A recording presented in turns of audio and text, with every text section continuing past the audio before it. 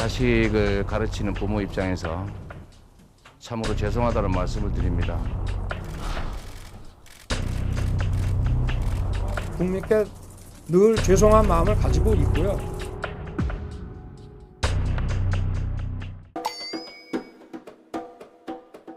설이야 나와 있니? 아, 네, 안녕하세요.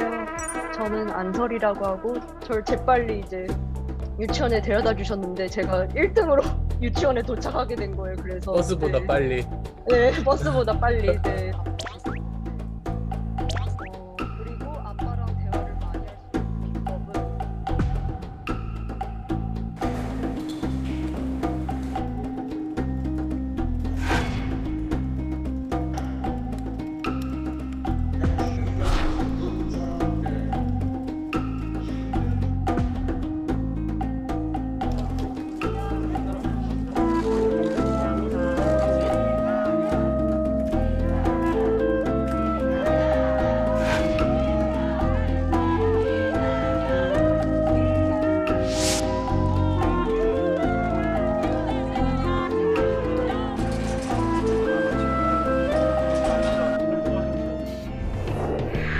어쩌다 한 번쯤은 생각해 줄까. 이번 대선의 가장 큰 리스크, 바로 가족과 관련된 두 후보의 논란이 아닐까 싶습니다. 하루가 멀다 하고 터져나오는 가족 리스크에 지켜보는 유권자 역시 혼란스러운 상황입니다. 각 선대위 입장은 어떤지 현근택 더불어민주당 선대위 대변인, 김근식 국민의힘 선대위 정세분석실장과 이야기 나눠보겠습니다. 안녕하세요. 안녕하세요. 네, 안녕하세요. 네, 먼저 여론조사 결과부터 살펴보고 본격적으로 대담 이어가겠습니다. 오전에 갤럽 조사가 나왔는데요. 갤럽 결과부터 띄워주시죠. 네, 보시는 것처럼 민주당 이재명 후보가 36%, 윤석열 후보가 35%의 지지율을 확보를 했습니다. 지금 5차 법인에서 지금 접전을 벌이고 있고요. 다음 그래픽도 보여주시죠. 네, 사자 대결일 때 이건 MBN의 조사 결과인데 이재명 후보가 38.4%, 윤석열 후보는 42.3%를 기록했습니다. 사자 대결일 때 경우이고요. 네, 다음 그래픽 보여주시죠. 네, 지지율 추이입니다. MBN에 조금 전에 보셨던 그 조사 결과 지지율 추이인데 지금 윤석열 후보 같은 경우에는 47.7%에서 43.3%, 42.3%로 이렇게 좀 하락하는 모습을 좀 보이고 있고 이재명 후보 같은 경우에는 같은 기간 33.3%에서 37.9% 그리고 38.4%까지 지지율이 상승한 모습을 확인하실 수 있습니다. 다음 그래픽 보여주시죠. 대선 지지도 결과입니다. SBS가 조사를 의뢰한 결과인데 이재명 후보가 35.4%, 윤석열 후보가 33.3%를 기록했습니다. 일단 지금 본격적으로 대담에 나서기에 앞서서 여러 언론기관들이 조사를 의뢰한 여론조사 결과들 그리고 여러 여론조사 기관에서 나온 결과들을 좀 살펴봤는데 일단 뭐 각 조사 방법, 조사 기간, 뭐 여론조사 시점에 따라서 조금씩 차이는 있겠지만 보신 것처럼 그 이재명 후보 같은 경우에는 조금 우상향하는 모습을 좀 보이고 있는 것 같고 윤석열 후보 같은 경우에는 답보 내지는 조금 하향세를 좀 보이고 있는 것 아니냐 이런 게 좀 추세로 좀 나타나는 것 같은데 먼저 민주당 입장에서는 이런 결과들 어떻게 보고 계십니까? 일단 크게 보면요. 이재명 후보는 뭔가를 막 하고 있습니다. 네. 방송에도 나오고 정책도 발표하고 메타버스도 하고 전국 다니고 있고. 근데 윤석열 후보는 상대적으로 별로 뭐 하는 게 없어요. 그래서 뭐 침대 축구 하나 이런 얘기도 나오는 것처럼 사실은 특별히 하는 게 없는데 윤석열 후보의 지지율이 견고한 거는 결국은 정권 교체로 인해 기대고 있는 거거든요. 이제 그 반민주당 정서, 반문 정세 기대고 있는 건데 그게 저는 뭐 실체가 없기 때문에 드러나는 게 아닌가 보고 지금 말씀하신 것처럼 이게 아마 부인에 대한 얘기가 이제 이번 주 화요일, 뭐 월요일, 화요일 정도 쭉 나왔거든요. 화수 이렇게 나왔는데 그런 것도 저는 영향을 미치고 있다. 결론적으로 보면 열심히 뛰어다니는 이재명 후보와 그냥 아무것도 안 하는 윤석열 후보, 그다음에 부인의 어떤 리스크 이런 게 저는 여론조사에 반영되고 있지 않나 이렇게 보고 있습니다. 네, 자연스럽게 뭐 공세를 펼치셨는데 어떻게 보셨습니까? 뭐 귀담아 들을 내용이라고 생각합니다. 우선 그 11월 5일 날 후보로 공식 선출된 다음에 한 10% 이상 가까이 컨벤션 효과를 누렸다가 선대위 구성에 이제 우여곡절을 겪으면서 한 달 가까이 지지율이 빠졌습니다. 그래서 아까 나왔던 지지율이 높았던 데서 빠졌던 것은 지금 최근의 지지율이 아니라 그 선대위 구성에 난항을 끄면서 빠졌던 것이고요. 그리고 이제 한 2주 정도 됐죠. 한 2주 정도 전에 이제 선대위가 구성이 시작이 돼서 지금 본격적으로 선대위 활동을 하게 된 게 최근 1, 2주 사이이기 때문에 그 이후에는 이제 지지율 빠지는 건 막아 있는 상태입니다. 그래서 정체된 국면을 보이고 있는데 결국은 이재명 후보도 대장동 게이트에 대한 어떤 리스크가 있고 또 가족 또 이런 리스크가 있어서 지지율이 이렇게 저 정도 지지율은 제가 볼 때 이재명 후보에 대한 고정 지지층을 이제 네. 최대 결집한 내용이라고 보고 우리 윤석열 후보도 빠지는 걸 막은 상태에서 정체된 국면이기 때문에 두 후보가 저는 비슷한 상황에 비슷한 정도의 규모의 고정 지지층을 가지고 출발하는 것이라 저는 생각하고 문제는 저기에 이제 드러나지 않은 20% 정도의 부동층 아직 결정하지 않은 분들 이분들이 어떻게 마음을 갖느냐가 중요하기 때문에 우리 현 변호사가 말씀하신 것처럼 우리 후보가 지금 늦게 출발해서 그다음에 아직 그렇게 열성적으로 활발한 활동을 지금 못 보이고 있는 국면이 있어서 그런 것들도 시급하게 빨리 정비를 해서 열심히 뒤따라가서 열심히 국민들한테 많은 것들을 보여주고 설명을 할 생각입니다. 네, 그리고 그러니까 여론조사라는 건 추세가 중요한데요. 결국은 한 10% 정도 차이가 났었거든요. 점점점 줄어들다가 최근에 여론조사 보면 이제 역전하는 골드크로스가 일어나는 상황이 있는데 저는 아마 이게 조금 더 가속화될 가능성이 높다. 왜 그러냐면 추세가 약간 올라가는 추세고 내려가는 추세잖아요. 근데 이거를 반등시키거나 반전시키려면 계기를 만들어야 됩니다. 만들 수 있느냐 문제인데 저는 아마 지금 오늘 갤럽 조사도 처음 역전된 것 같은데요. 다른 조사들도 제가 보기에 아마 역전시키는 결과들이 다음 주 정도에는 많이 나올 걸로 보고 있습니다. 네. 일단 뭐 국민의힘 입장에서는 이제 시작이니까 본격적으로 뛰어다 보면 또 역전의 네. 반등의 기회를 또 마련할 수 있을 거라는 여전히 생각이- 정권 교체를 지지한 여론이 뭐 압도적으로 많기 때문에 문제는 지금 우리 윤석열 후보가 정권 교체 지지 여론보다 낮은 정도의 지지를 담고 있는 것이어서 네. 그 격차를 줄여 나가는 것, 그 노력을 우리 현 변호사 말씀대로 토론도 하고 또 열심히 움직이고 활동을 해서 격차를 줄여 나가는 게 과제라고 생각합니다. 네, 알겠습니다. 일단 지금 뭐 여론조사 결과 전반적으로 살펴봤는데 앞으로 그렇다면은 아직 마음을 정하지 못한 이 부동층 유권자를 어떻게 잡는지가 중요할 것 같은데 이 과정에서 과연 유권자들에게 그 표심을 잡는데 어떤 게 영향을 미칠까? 이 가운데 가족과 관련된 이야기가 좀 영향을 미친다는 여론조사 결과가 나왔습니다. 제가 미리 좀 말씀을 드리고 싶은 거는 이재명 후보 아들과 관련된 거는 어제 관련된 보도가 나왔고 의혹이 불거졌고 인정을 했기 때문에 그래픽 띄워주십시오. 일단 그 지금 이 여론조사 결과는 후보 배우자가 영향을 미치냐 요거는 조사 기간을 보시면 알겠지만 상대적으로 반영이 안 됐다라는 점. 그래서 그 국민의힘 입장에서 조금 그 생각하실 수 있다는 부분을 좀 말씀을 드리겠습니다. 일단 보신 것처럼 그 SBS가 의뢰한 여론조사 결과입니다. 후보 배우자가 투표에 영향을 주느냐, 영향을 줄 것이다라는 응답자가 60.4%를 차지했습니다. 아무래도 지금 뭐 김건희 씨를 둘러싼 여러 의혹들과 관련지켜서 봐야 되는 측면이 있는 거죠. 그렇죠. 그러니까 가족이라고 포괄적으로 얘기하지만요. 배우자하고 또 아들, 딸은 좀 다릅니다. 왜냐하면 배우자는 실제로 공적인 업무를 수행하는데 또 대통령 자식들이 공적인 업무를 수행할 경우는 굉장히 많이 나옵니다. 그래서 항상 그전에도 보면 대통령 아들, 딸들은 가능하면 언론에 안 나오고 이런 상황이 있거든요. 그러니까 부인과 좀 다르다. 저는 뭐 물론 가족으로 포괄할 수는 없다고 보고 사실은 이 설문조사 자체가 지금 어찌 보면 이제 윤석열 후보 부인을 염두에 두고 나온 것 같아요. 근데 여기서 좀 이런 조사도 있지만 검증 대상이다는 여론도 뭐 압도적으로 높습니다. 뭐 7, 80% 이상 나오는 거 보는데 물론 사생활이냐 아니냐 구분이 있습니다만 그렇게 본다 그러면 당연히 후보의 배우자, 대통령 후보의 배우자인 같은 경우는 검증 대상이 되고 그다음에 이것이 또 선거에 영향을 미칠 거다라는 게 뭐 대체적인 여론인 것 같습니다. 네. 다음 뭐 여론조사에서 혹시라도 뭐 후보의 아들이나 다른 가족과 관련해서 표심에 영향을 미칠 것이냐 이런 여론조사 결과가 나오면 저희가 또 잊지 않고 챙겨서 말씀을 드리겠다는 말씀을 좀 드리고요. 어떻게 보셨습니까? 저 배우자가 네. 영향을 미치느냐는 이제 말씀하신 것처럼 그 이재명 후보 아들 문제가 나오기 전에 설문이기 때문에 저렇게 나간 것입니다만 아마 응답하시는 분들도 후보 가족이 영향을 미친다는 걸로 아마 이해했을 가능성이 큽니다. 그래서 네. 배우자, 가족, 또 아들, 딸 문제 이런 문제들이 사실은 후보를 선택하는 데 영향을 미친다는 것이 높게 나타난 수치여서 저 부분 우리가 정말 유의해야 될 대목이라고 생각을 하고요. 네.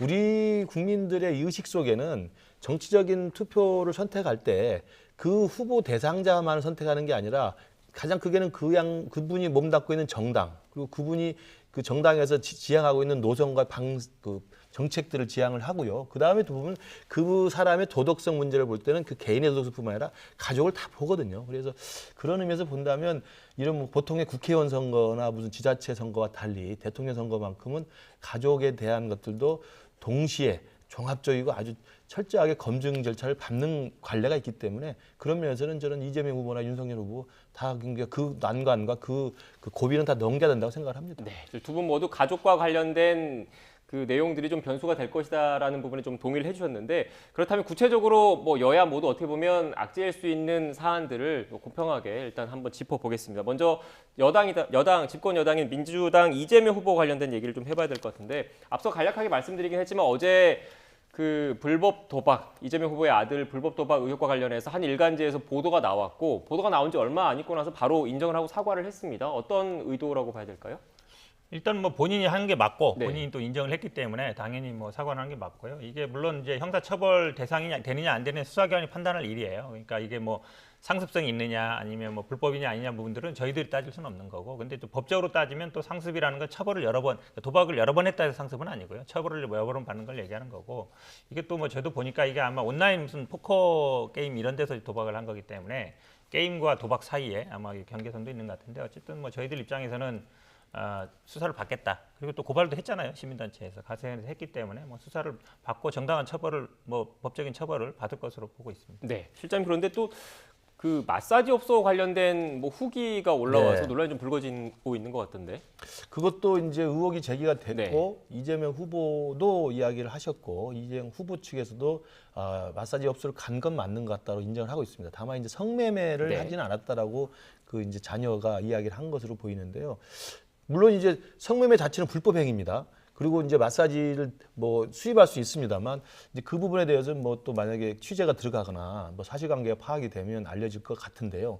저는 놀라운 것은 이건 뭐 법적인 문제는 아닙니다만 오늘 기사에 났습니다만 그 마사지 업소를 갔다고 한 날이 이재명 후보 그러니까 그 아드님의 할머니 발인 다음 날이라는 것입니다. 그러니까 할머니가 돌아가셔서 장례를 친 그 다음 날 마사지 업소를 가서 성매매 의혹에 둘러싸였다는 것은 제가 생각할 때는 상식적으로 정상적인 분위기에서 납득이 안 되는 일탈행위 아닌가. 이건 뭐 사법적인 문제는 아닙니다만 그러면서 좀 도덕적인 좀 고민거리는 하나 되지 않을까 싶습니다. 네, 저도 관련된 그 기사를 봤는데 그 기사가 아직 뭐 구체적으로 확인되거나 네, 이런 건 아니라는 점을 제가 또 참고로 말씀을 좀 드리고 가고요. 일단 민주당 입장에서는 뭐 여러 의혹들 불거지고 있는데 수사기관에서 수사에 착수한다면 뭐 철저하게 수사를 하고 거기에 합당한 뭐 처벌을 받아야 된다면 받아야 된다 이런 입장이신 거죠? 그렇죠. 오늘 아침에 뭐 이 도박 관련해서 질문이 나왔습니다. 네. 그래서 얼마 정도 판돈이 얼마 정도가 있었는데 아마 확인해 보니까 1,000만 원 정도 빚을 진 것 같다. 그리고 아마 은행에서 뭐 은행빚도 있는 것 같다. 이런 얘기를 한 거라서 지금 일각에서 얘기하는 것처럼 뭐 몇억, 억대 뭐 이건 아닌 것 같고요. 이게 뭐 무슨 어디서 뭐 자금 조달 얘기하는데 그거는 뭐 수사기관에서 아마 그 사이트라든지 아니면 본인의 뭐 계좌라든지 보면 나오는 거죠. 그러니까 제가 보기에 뭐 딴 데서 돈을 했을 것 같지는 않고요. 지금 말씀처럼 저도 만약에 뭐 그 보도가 할머니 길 다음 날인데 좀 당연히 잘못된 행동이죠. 일반적으로 상식적으로 납득할 수 없는 행동인데 사실은 그 사실관계는 조금 더 봐야 될 것 같고 사실 아버지 된 입장에서는 아들이 예를 들어서 나 아니라고 하는데 뭐 맞냐 아니냐 추궁하는 것도 사실 좀 어렵거든요. 성인 아들이라서 그런 입장도 좀 있는 것 같습니다. 네, 이번에는 뭐 국민의힘 쪽 이야기를 좀 해보겠습니다. 지금 뭐 어떻게 보면 공세의 입장이시니까 그 대변인께 한 번 더 여쭙게요. 일단 그 윤석열 후보 부인 김건희 씨 관련된 이른바 허위 이력, 허위 경력과 관련된 의혹들이 계속 좀 불거지고 있는 것 같아요. 지금 결국은 이게 지금 자꾸 국민의힘에서는 이걸 뭐 네. 기획이다 뭐 이렇게 말씀하시는데 이 논란이 나온 게요 굉장히 오래됐습니다. 국정조사가 계속 나왔던 얘기. 지난번 인사청문회 때도 나왔던 얘기예요. 물론 이렇게 서류가 나온 건 아니었죠. 근데 5개 대학에 한 10번 정도 넘는 그러니까 왜냐하면 이게 매년 1년마다 이제 이력서라든지 이걸 넣어야 되거든요. 그럼 거기에 다 경력증명서, 재직증명서, 수상 경력을 넣어야 되는데 한 10번 정도 되는 것 같은데요. 그럴 때마다 다 들어갔다는 말이죠. 그중에 이제 한두 개 나온 거거든요, 지금. 근데 어쨌든 이거에 대해서 말씀하시는 게 보면 국민의힘에서는 이게 사실관계를 확인해 봐야 된다 그러는데 이 사실관계를 아는 사람은 딱 한 사람밖에 없어요. 김건희 씨. 본인은 알 거예요. 본인이 이게 언제 어떻게 써서 냈는지는 기억이 있단 말이죠. 그런데 대부분 보면 그런 비슷하잖아요. 뭐 미술 강사를 했는데 미술 교사라 그러고 뭐 예를 들어서 뭐 뭐라 그러죠? 우리가 교생을 갔는데 근무했다 그러고 그런 식이거든요. 그러니까 그런 것들은 제가 보기에 김건희 씨가 정확하게 얘기할 수밖에 없다. 이거는 그냥 윤석열 후보도 잘 모를 거예요. 본인밖에 모르는 건데 본인이 근데 스스로 얘기하지 않으면 알 방법이 없어요.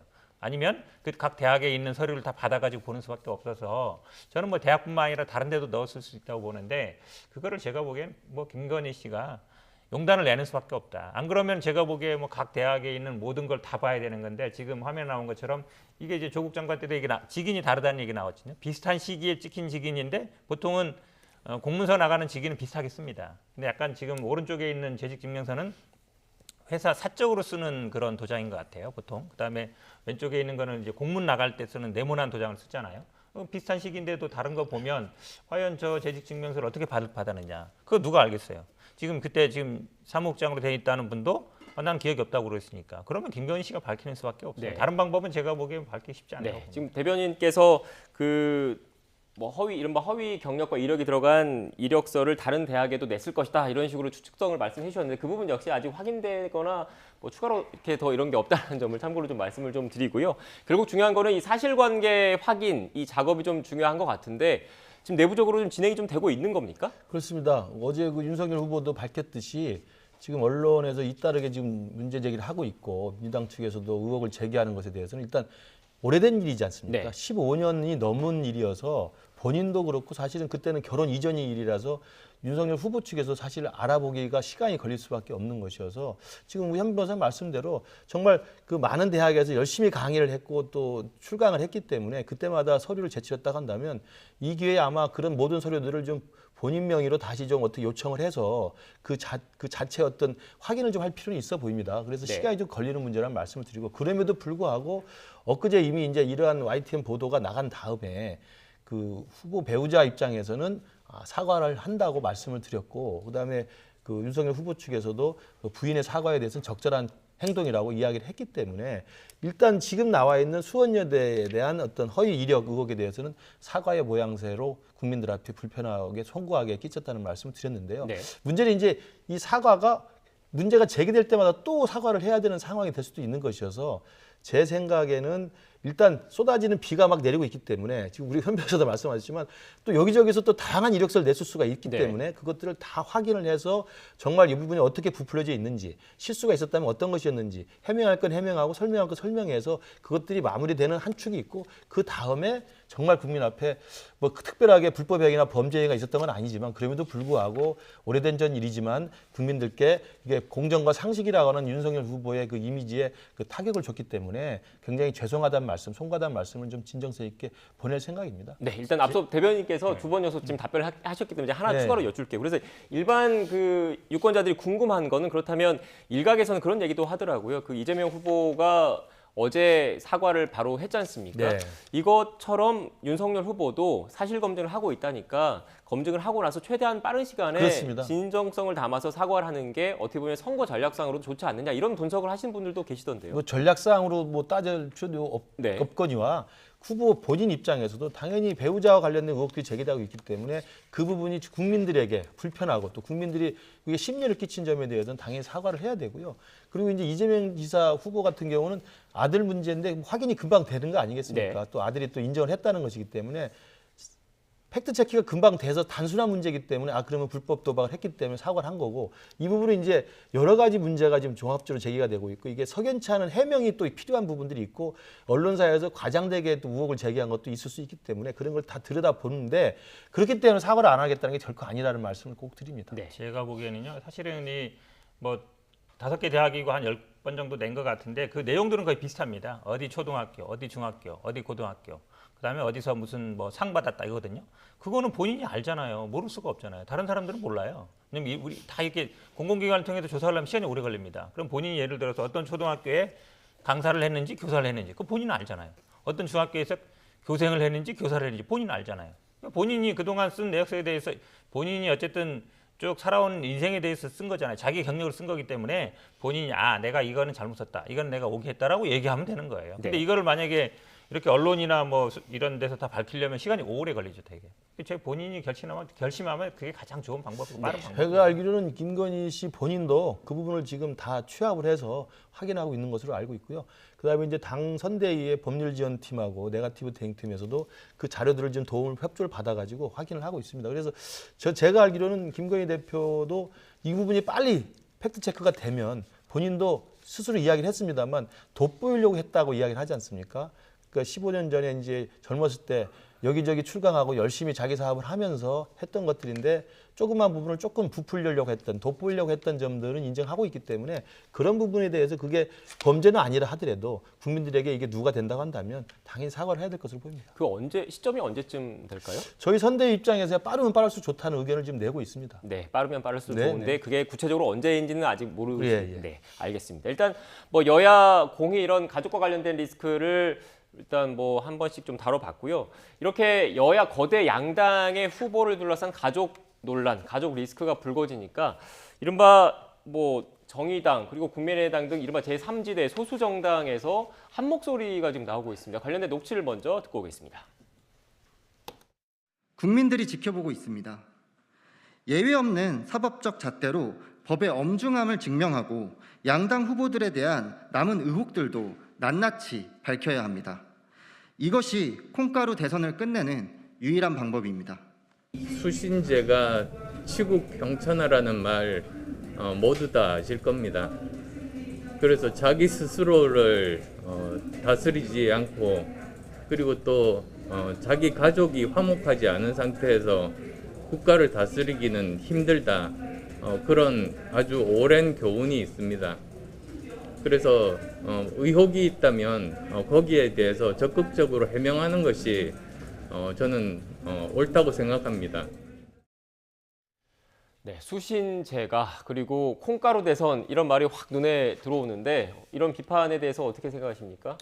뭐 겸허히 받아들여야죠. 수신제가 지국 편청하라는 게 뭐 오래된 하지만 항상 어려운 문제입니다. 사실은 뭐 본인 가족 그다음에 주변부터 잘 돌아봐야 된다는 얘기인데요. 저희들도 뭐 알고 있습니다. 알고 있지만 그래도 뭐 사람들이 그렇습니다. 그러니까 뭐 가족 문제라든지 아니면 본인의 정치적인 행보를 함에 있어서 자신의 문제도 있지만 가족까지 책임져야 되는 거거든요. 아까 제가 뭐 부인과 자식은 다르다 그러는데 그거는 뭐 실제 역할이지만 또 국민들이 그렇게 보지 않거든요. 그래서 저희들은 뭐 무한 검증 당연히 받겠다 이런 입장이고 이거에 대해서 뭐 겸허히 저희들이 생각하고 있습니다. 네, 무한 검증을 받는 동시에 무한 검증을 하겠다라는 얘기로 들리는데 어떻게 보셨습니까? 뭐 당연한 말씀입니다. 네. 아까도 제가 말씀드렸지만 우리 국민 여러분들이 대통령 후보를 뽑을 때는 굉장히 엄격한 잣대를 네. 가지고 적용을 합니다. 그래서 본인의 후보 자체의 도덕성뿐만 아니라 가족들에 대해서도 굉장히 치밀하게 들여다보고 그다음에 언론에서도 이게 계속 취재가 돼서 보도가 되기 때문에 제기되는 의혹에 대해서 그리고 여러 가지 그 의혹의 어떤 해명할 또 충분한 의무가 있는 것이고요.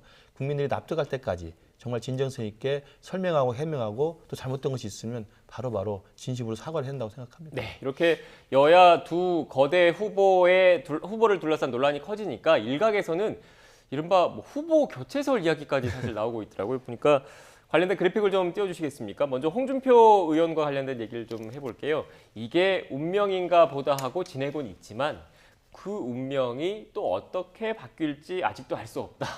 무슨 의미일까요?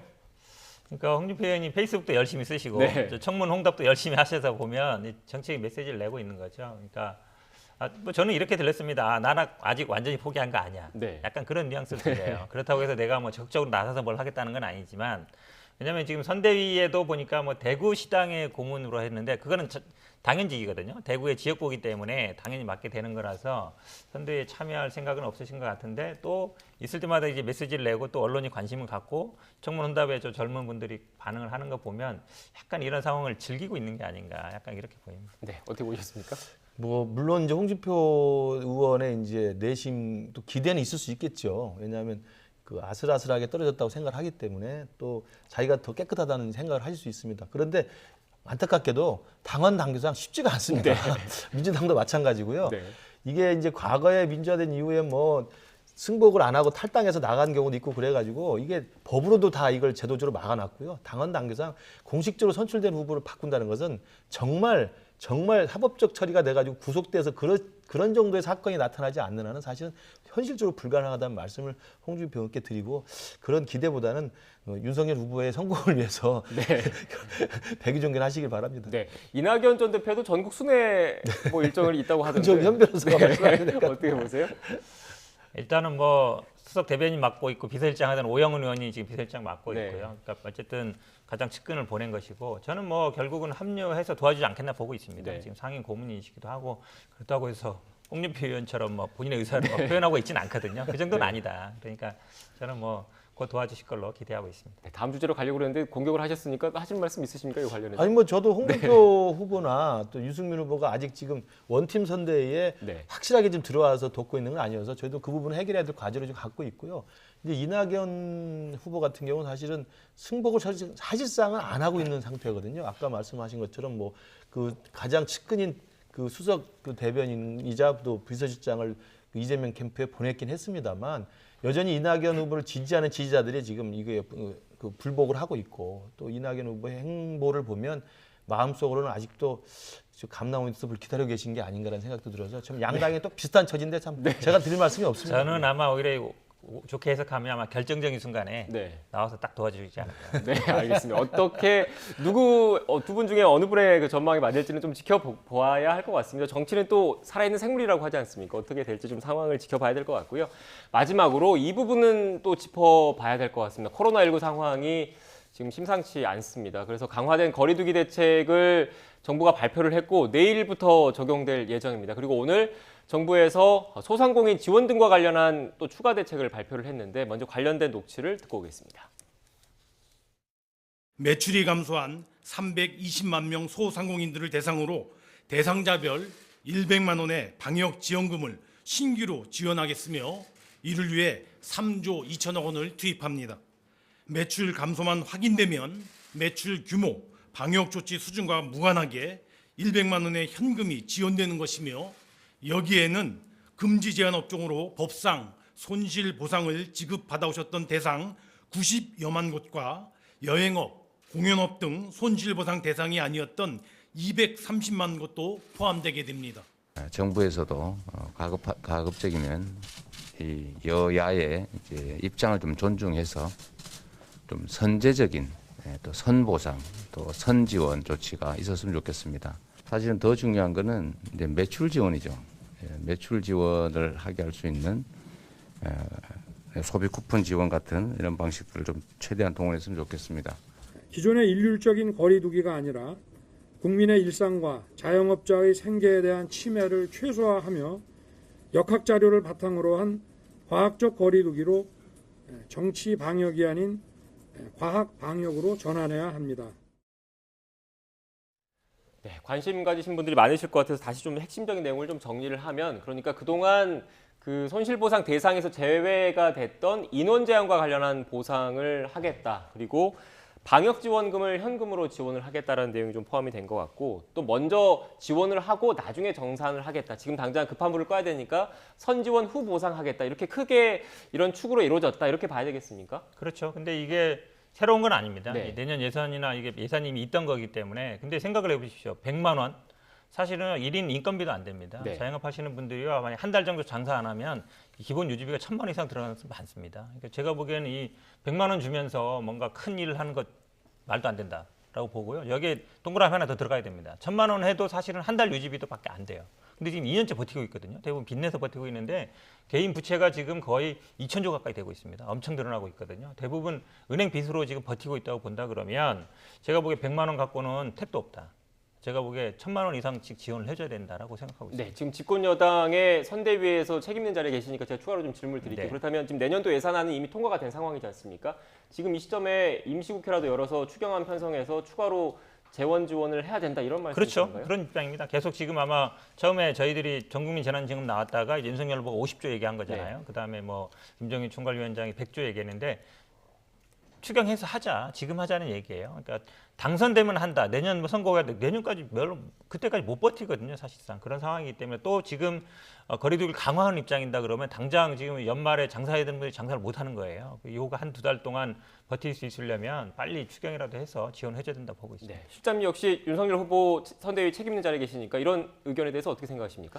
이미 이제 밝혔듯이 네. 추경을 하겠다고 하는 것에 대해서 반대할 이유가 없다. 네. 근데 이제 추경은 정부 여당과 행정부가 먼저 하는 겁니다. 이재명 후보와 대통령이 정부 여당 먼저 맞습니다. 합의를 해라 이런 말씀. 근데 지금 저희들이 우려하는 것은 당장 지금도 이 거리두기가 또 강화되고 있기 때문에 가장 전선에서 고생하면서 손해를 보고 있는 감수하고 있는 자영업자 소상공인의 우리 당은 예전부터 일관되게 전액 손실 보상 소급 적용까지 하자는 입장을 가지고 있었어요. 그래서 50조 플러스 50조에서 100조까지도 충분히 감당할 수 있다고 생각을 했는데 추경이 당장 필요하다면 반대할 이유가 없기 때문에 지금이라도 이재명 후보가 홍남기 부총리를 설득하든지 아니면 청와대 가서 대통령을 만나 설득을 하든지 정부를 설득해서 제가 알기로는 어제 그제 지금 계속 나옵니다만 청와대나 정부 입장은 지금 부정적 입장이지 않습니까? 그래서 추경 자체를 가지고 정치적으로 계속 이야기하기보다는 실제 움직여서 그러면 대통령과 재경부가 기재부가 이걸 설득을 해서 지금 내기로 했다라고 이야기를 해주시면 그게 당연히 국민들도 이제 안심이 되고 야당은 적극적으로 협력할 거라고 생각합니다. 그러니까 지금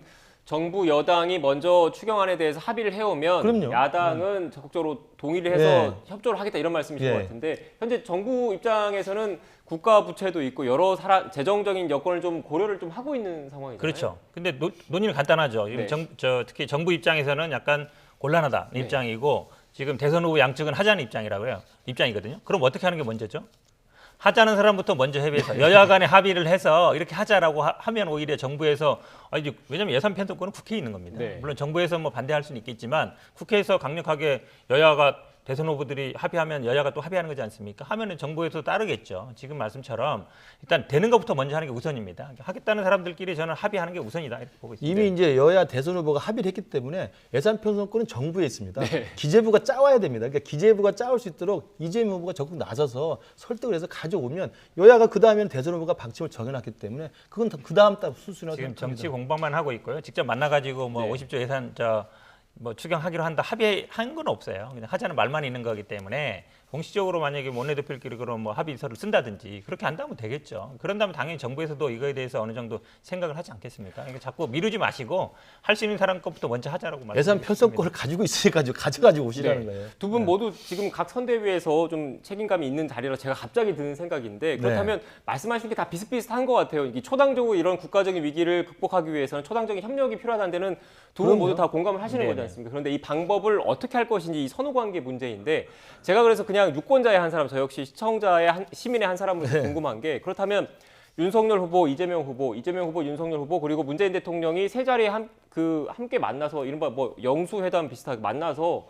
허심탄회하게 논의할 수는 없는 겁니까? 저도 좋은 방법이라고 봅니다. 만약에 그게 왜냐하면 불가능할 일도 없죠. 근데 이런 건 있는 것 같습니다. 이게 아마 이제 셋이 모인다 그러면 이게 자격 문제가 되거든요. 가장 좋은 거는 이제 정당에서 당대표들이 하는 게 맞습니다. 왜냐하면 후보들이 직접 이걸 지금 정당 물론 각 당에 당무 우선권이 있다고는 하지만 저희 당은 조금 다른 경우도 있어서 오히려 이게 당대표끼리 이렇게 해결하는 게 오히려 더 방법이 맞지 않은가 보고 있습니다. 어떻게 보십니까? 저도 비슷한 생각이고요. 우선 당정 간의 협의를 먼저 하는 게 필요합니다. 잘 아시는 것처럼 국회는 예산 심의권만 있습니다. 그러면 당정 간에 먼저 일치된 목소리를 가지고 기재부가 추경안을 가지고 오는 것이 순서라는 말씀드립니다. 그러니까 말씀하신 것처럼 일단 예산 편성권, 예산 심의권 말씀을 하셨는데 변호사님이 잘 아시겠지만 예산안을 짜는 거는 기재부 중심으로 정부에서 짜가지고 오면 국회에서는 예산안을 심의를 하고 깎을 건 깎고 이러지 않습니까? 그거는 이제 그 실장님 말씀하는 대로 맞는 것 같고요. 거기에 대해서 일단 그래서 국민의힘 입장에서는 먼저 그렇다면 짜가지고 와라 이런 얘기를 계속 하시는 것 같은데. 그러니까 송영길 대표랑 이준석 대표가 만나가지고 추경 이렇게 합시다라고 합의서 쓰면 정부에서도 거기서 반영하지 않겠어요? 50조를 짜면 30조를 반영하든지 그렇게 가면 되는 것인데 자꾸 지금 제가 보기엔 오히려 국민의힘이 이재명 실제로 후보가 한다고 했으니까 이재명 후보가 당정 합의를 통해 가지고 기재부를 설득해서 하면은 그거 무슨 합의서 쓸 게 뭐 있습니까? 왜냐하면 예산안은 그쪽 편성안을 가져와야 우리가 그것을 심의를 해서 통과를 시켜주는 거니까요. 네, 알겠습니다. 일단 지금 시청자 여러분들께서도 막판에 이렇게 정책을 가지고 치열하게 여야가 공방을 벌이는 모습에 대해서는 그래도 다른 여러 의혹들과 관련된 공방보다 좀 더 긍정적으로 평가를 하시지 않을까라는 생각을 하면서 두 분과의 대담은 여기서 마무리를 해야 될 것 같습니다. 지금까지 현근택 더불어민주당 선대위 대변인, 김근식 국민의힘 선대위 정세분석실장과 이야기 나눴습니다. 오늘 말씀 고맙습니다. 감사합니다.